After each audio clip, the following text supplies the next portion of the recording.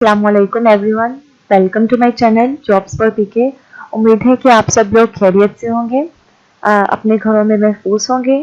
और आज की मेरी वीडियो जो है वो directorate of science and technology में जो जॉब्स अनाउंस की गई हैं उसके बारे में है।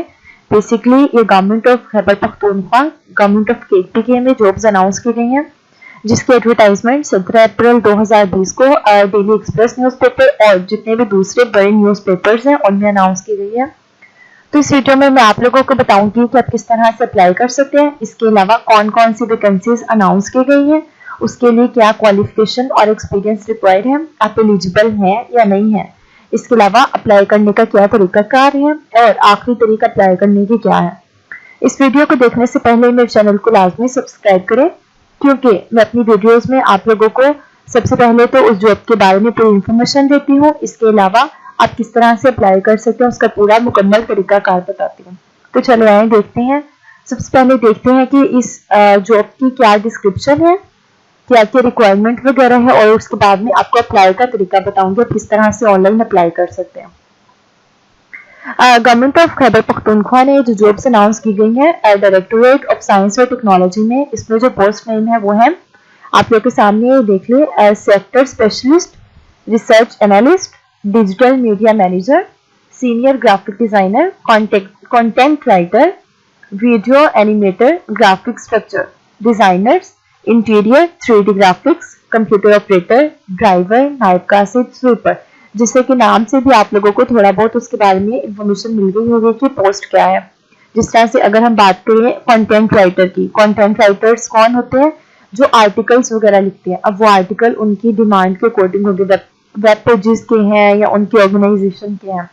इसके अलावा वीडियो एनिमेटर्स में ग्राफिक्स वगैरह आ जाती हैं, वीडियोस को एनिमेट करने वाले। Designers, interior designers, 3D graphics और कंप्यूटर ऑपरेटर, और इसी तरह से डिफरेंट है। रिसर्च एनालिस्ट, जो रिसर्च करते हैं, एनालिस्ट वगैरह। ये सारा कुछ ये थी पोस्ट नेम। उसके बाद में नेक्स्ट देखते हैं क्वालिफिकेशन और एजुकेशन। BS, MS, MSc। अब कौन कौन सी रेलिवेंट सब्जेक्ट्स में है वो देख लें। Biological science, physical science, natural science, numerical sciences, health sciences, engineering, management service, social science, technologies including nano technology, IT, software development, biotechnology.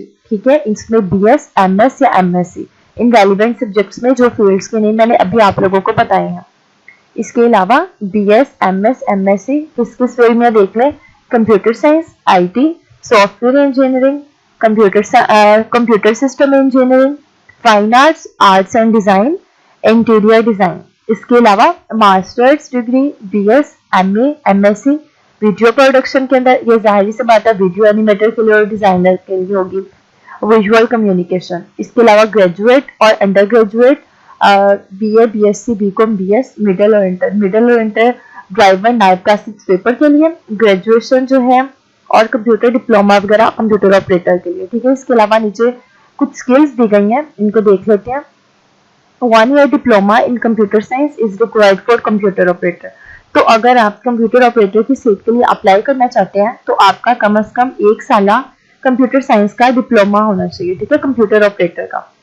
इसके अलावा अगर आप ड्राइवर की पोस्ट के लिए अप्लाई करें तो LTV driving licence, LTV, STV इस तरह से लाइसेंस की भी टाइप्स होती हैं। तो LTV ड्राइविंग लाइसेंस जिसका है मोटर व्हीकल में, वो वैलिड है ड्राइवर के लिए। ठीक है, अदरवाइज नहीं।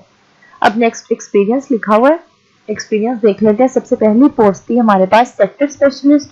सेक्टर स्पेशलिस्ट की पोस्ट पे अप्लाई करने के लिए 5 साल एक्सपीरियंस है किसी पब्लिक प्राइवेट सेक्टर ऑर्गेनाइजेशन में, प्राइवेट सेक्टर में। ठीक है, और इसके अलावा आपकी अच्छी ओरल मतलब बोलने की और लिखने की स्किल्स होनी चाहिए इंग्लिश में, कम्युनिकेशन स्किल्स इन इंग्लिश। इसके अलावा रिसर्च एनालिस्ट, 3 साल एक्सपीरियंस है रिसर्च एनालिस्ट का in the field of science, technology and innovation. In fields में इसका 3 साल का एक्सपीरियंस है।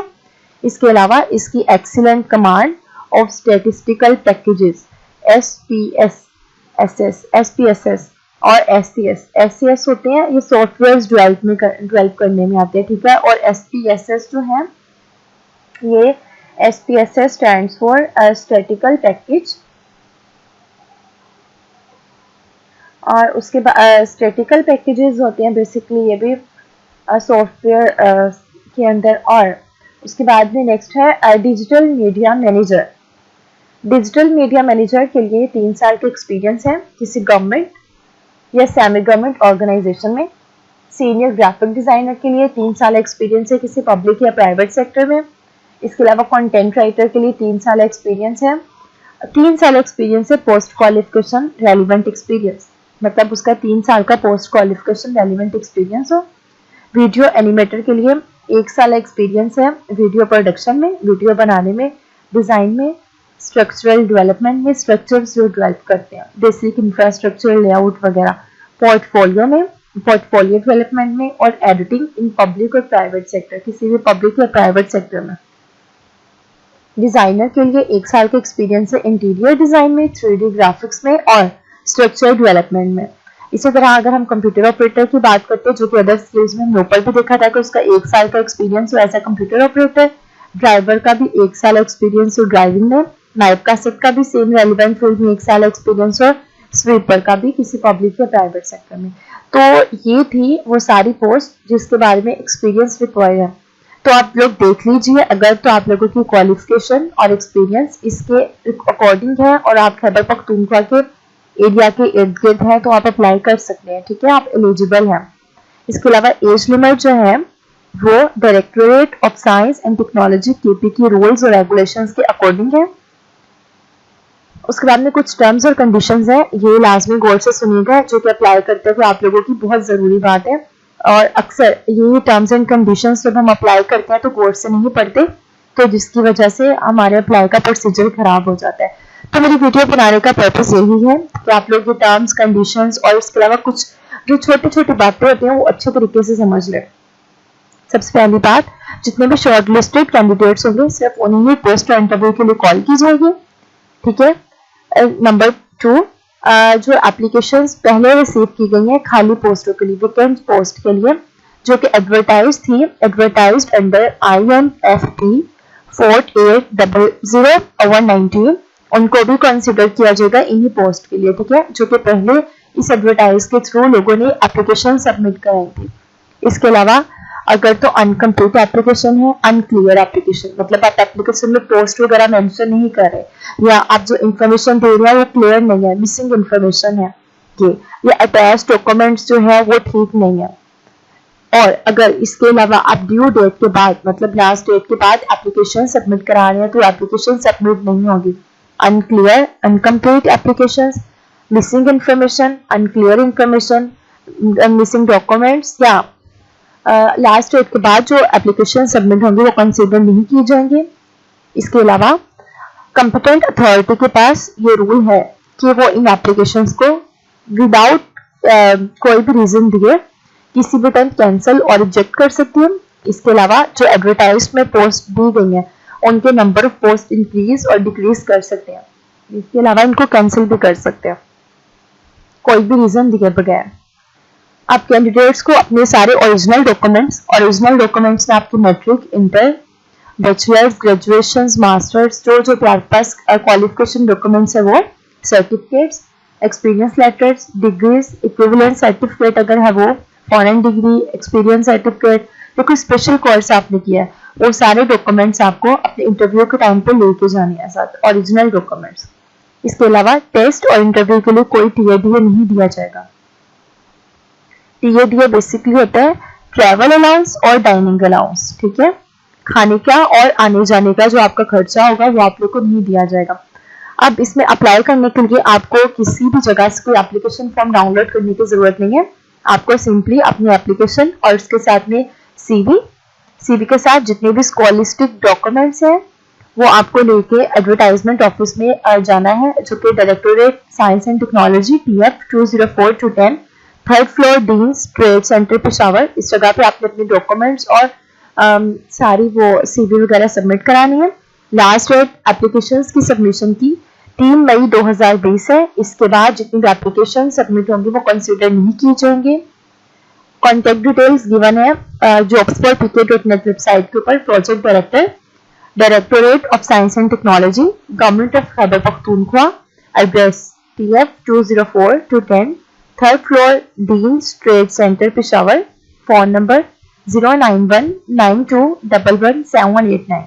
एडवर्टाइजमेंट नंबर गिवन है INFP 135820।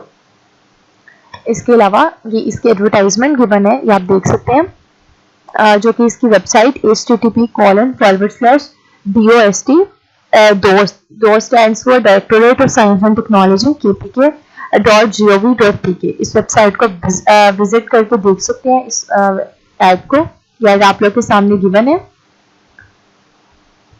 जो कि मैंने आप लोग को इसके सारे की पॉइंट्स क्लियरली एक्सप्लेन कर दिए। अगर इसके अलावा आप लोगों को किसी चीज़ की नहीं समझ आ रही या अप्लाई करने के प्रोसीजर में कहीं प्रॉब्लम हो रही है या किसी पोस्ट की क्वालिफिकेशन में या एक्सपीरियंस में कहीं जगह पे कोई मसला आ रहा है, तो आप कमेंट बॉक्स में कमेंट करके मुझसे पूछ सकते हैं। और फर्दर क्वेरी के लिए आप jobsforpk.net वेबसाइट को विजिट करें। उस वेबसाइट के ऊपर सारी इन्फॉर्मेशन बहुत क्लियरली मेंशन है। मेरे चैनल को लाजमी सब्सक्राइब करें ताकि इस तरह की जितनी भी जॉब से रिलेटेड अपडेट्स आए आप उससे अप टू डेट रहें और बेल आइकन पर क्लिक करें। Thank you.